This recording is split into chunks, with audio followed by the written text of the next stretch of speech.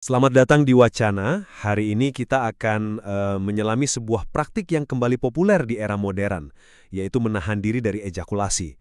Praktik ini mungkin dikenal luas melalui tantangan internet seperti Nonat November, tapi akarnya sebetulnya jauh lebih dalam, sering dikaitkan sebagai ritual disiplin oleh sebagian atlet dan juga praktisi spiritual. Betul, dan pertanyaan sentral yang muncul dari fenomena ini kan cukup mendasar sebetulnya.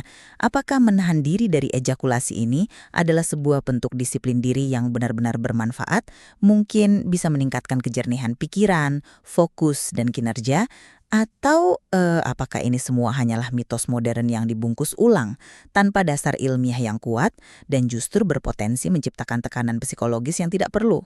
Diskusi kita kali ini akan banyak merujuk pada materi dari wawancara dengan Dr. Rena Malik, seorang ahli urologi. Nah, berdasarkan data ilmiah yang ada, saya akan berargumen bahwa klaim-klaim manfaat dari praktek ini sebagian besar adalah mitos, dan kita perlu lebih kritis terhadap potensi dampak negatifnya. Sementara saya akan mengambil perspektif yang sedikit berbeda. Saya akan berargumen bahwa meskipun bukti fisiologisnya mungkin terbatas, kita tidak bisa begitu saja mengabaikan manfaat psikologis dan aspek disiplin diri dari praktik ini.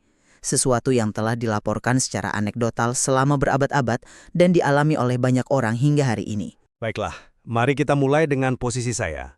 Argumen saya ini berakar kuat pada bukti ilmiah yang tersedia atau lebih tepatnya yang tidak tersedia. Klaim yang paling sering digumpahkan itu kan bahwa menahan ejakulasi dapat meningkatkan kadar testosteron secara signifikan.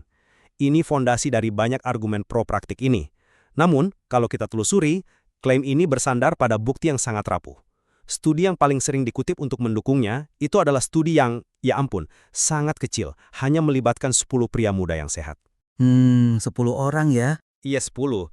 Bukan hanya jumlah pesertanya yang minim, studi ini juga tidak mengontrol variabel lain, seperti pola tidur, tingkat stres, atau diet, yang semuanya bisa mempengaruhi testosteron. Jadi menyimpulkan bahwa abstinensi adalah satu-satunya penyebab kenaikan testosteron itu sebuah lompatan logika yang terlalu jauh. Terlebih lagi, peningkatan testosteron yang teramati itu sifatnya sementara dan tidak signifikan secara klinis. Artinya, tidak cukup untuk memberikan efek nyata pada otot, energi, atau perilaku. Bisa jadi itu lebih karena faktor antisipasi psikologis. Lalu bagaimana dengan performa atletik? Tidak ada satupun studi empiris berkualitas tinggi yang menunjukkan hubungan sebab akibat antara menahan ejakulasi dengan peningkatan performa.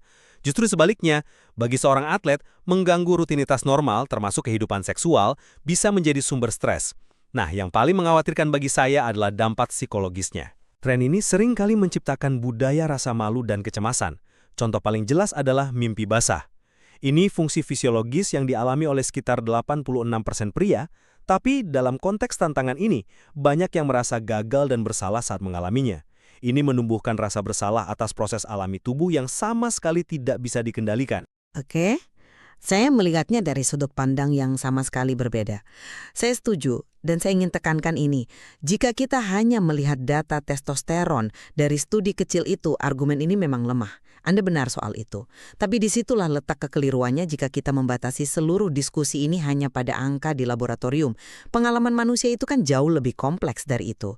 Memfokuskan diri hanya pada data fisiologis berarti kita mengabaikan pengalaman subjektif dan manfaat psikologis yang dilaporkan oleh banyak sekali orang.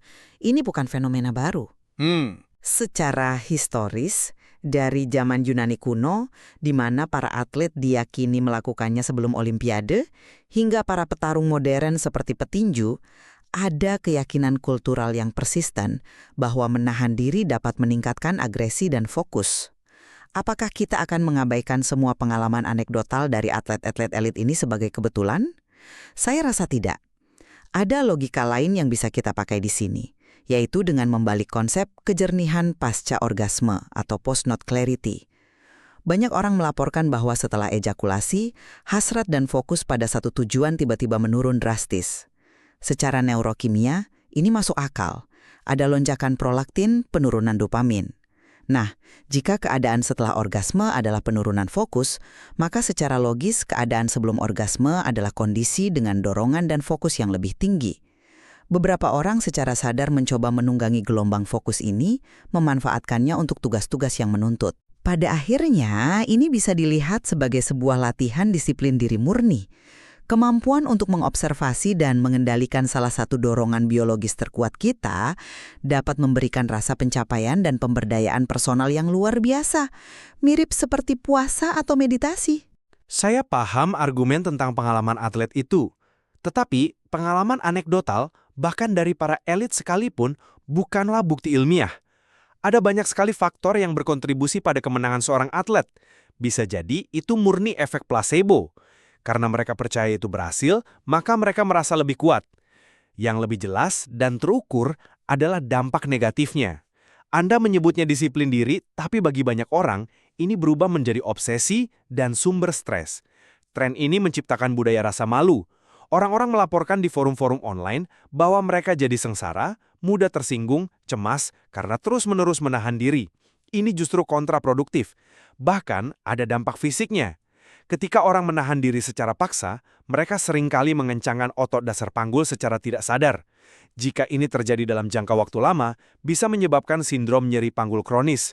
Gejalanya bisa nyeri, disfungsi ereksi, masalah buang air kecil. Ini kan kebalikan total dari tujuan awalnya. Saya rasa itu masalah kerangka berpikir dan eksekusi, bukan masalah praktiknya itu sendiri. Setiap disiplin yang menantang bisa berbahaya jika pendekatannya salah, kan? Diet ketat bisa berujung pada gangguan makan. Olahraga ekstrim bisa menyebabkan cedera. Apakah itu berarti diet dan olahraga pada dasarnya buruk? Tentu tidak. Kuncinya ada pada niat dan kesadaran diri. Jika tujuannya adalah untuk pengembangan diri, untuk memahami dorongan internal, dan bukan karena tekanan sosial, ini bisa menjadi alat yang sangat ampuh. Teori evolusi bahkan secara tidak langsung mendukung logikanya.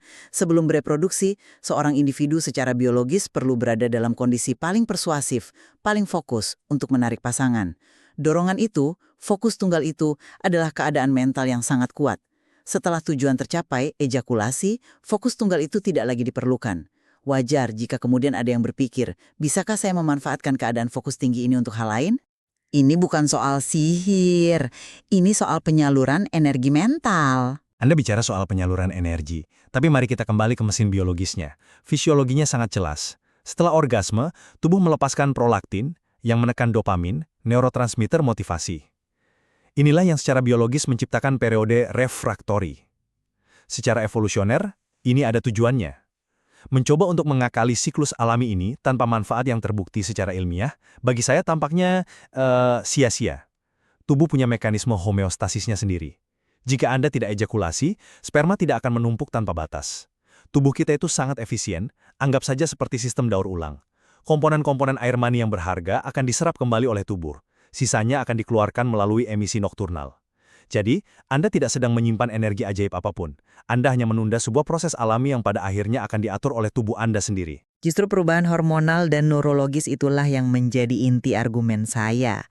Karena kita tahu ada perubahan yang begitu drastis setelah orgasme, otak menjadi lebih sunyi, prolaktin naik, dopamin turun, maka kita juga tahu bahwa keadaan sebelumnya memiliki karakteristik neurologis yang unik. Keadaan praorgasme itu ditandai oleh aktivitas dopaminergik yang tinggi, yang berarti fokus tunggal dan dorongan yang kuat. Ini bukan tentang menentang alam, tapi tentang memahami dan berpotensi memanfaatkan siklus alami tersebut. Analogi yang lebih pas mungkin bukan mengakali sistem, tapi seperti seorang peselancar. Peselancar tidak menciptakan ombak, mereka hanya belajar memahami ritmenya dan menungganginya. Demikian pula seseorang mungkin bisa belajar untuk menunggangi keadaan mental penuh dorongan ini untuk meningkatkan fokus dalam rapat penting atau kompetisi. Ini adalah eksplorasi kesadaran dan kontrol diri, bukan sekedar tentang angka testosteron. Saya melihat alur logika Anda, tapi saya harus memberikan perspektif yang berbeda. Memanfaatkan keadaan praorgasme itu terdengar canggih, tapi kita sama sekali tidak punya bukti objektif bahwa hal itu benar-benar meningkatkan kinerja kognitif atau fisik. Yang kita tahu pasti adalah hal itu bisa menyebabkan stres dan rasa bersalah. Ini bukan sekedar risiko, ini laporan nyata dari banyak orang. Mengaitkan kegagalan menahan diri, seperti mengalami mimpi basah, dengan kelemahan karakter adalah hal yang secara psikologis berbahaya. Ini mengajarkan orang, terutama pria muda, untuk merasa malu terhadap fungsi tubuh mereka yang sehat dan normal. Itu argumen yang kuat, tapi pernahkah Anda mempertimbangkan bahwa ini semua soal perspektif? Berpuasa juga bisa membuat orang sengsara, tapi jutaan orang melakukannya untuk disiplin spiritual dan akhirnya merasa diberdayakan. Meditasi bisa membuat orang frustrasi, tapi mereka yang tekun melaporkan manfaat jangka panjang. Kuncinya bukan pada apakah praktek itu sulit, tetapi pada niat di baliknya. Jika seseorang melakukannya dengan kesadaran penuh untuk memahami dirinya lebih baik, bukan untuk pamer di internet, maka potensi manfaat psikologisnya bisa sangat nyata.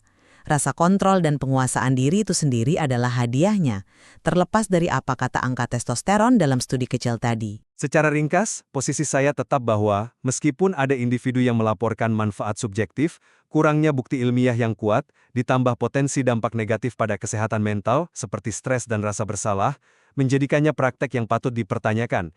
Kita seharusnya mempromosikan kesehatan seksual dan mental yang didasarkan pada pemahaman fisiologis yang sehat dan penerimaan diri, bukan mitos atau tren internet. Sementara saya berpendapat bahwa mengabaikan praktik ini sepenuhnya hanya karena data fisiologisnya belum konklusif adalah sebuah kesalahan. Pengalaman disiplin diri, peningkatan fokus yang dirasakan, dan manfaat psikologis yang dilaporkan oleh begitu banyak orang dari berbagai budaya menunjukkan adanya sesuatu yang berharga untuk dieksplorasi di sini. Bahkan jika mekanisme pastinya belum kita pahami, ini adalah ranah di mana pengalaman pribadi mungkin memiliki bobot yang signifikan. Saya rasa pada akhirnya kita bisa sepakat pada satu hal. Keputusan untuk melakukannya atau tidak itu bersifat sangat individual. Jika seseorang ingin mencobanya, itu harus didasarkan pada tujuan pribadi yang jelas dan kesadaran penuh akan potensi jebakan psikologisnya, bukan karena ikut-ikutan tren. Tepat sekali. Materi ini kembali menunjukkan betapa rumitnya hubungan antara fisiologi tubuh, psikologi pikiran, dan perilaku manusia. Ini persimpangan yang menarik dan jelas masih banyak yang bisa kita pelajari lebih dalam tentang bagaimana kita mengelola dorongan internal kita.